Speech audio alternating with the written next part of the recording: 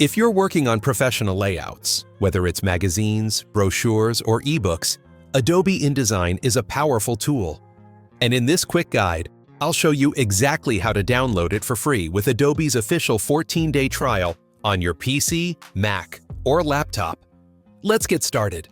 Step 1. Head down to this video's description and click the link. That'll take you directly to the business trial page for Adobe InDesign. Once you're there, click Start Free Trial. You'll be asked to choose between two plans. The monthly plan gives you flexibility. You can cancel anytime without commitment. The annual plan offers a lower monthly rate if you know you'll be using InDesign long-term.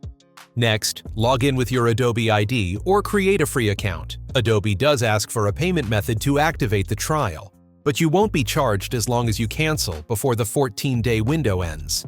I suggest setting a reminder so you don't forget. After that, download the Creative Cloud app.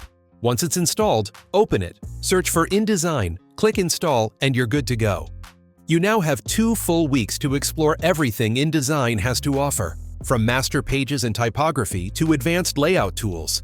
If this helped, give the video a like and subscribe for more creative tech guides and software tutorials.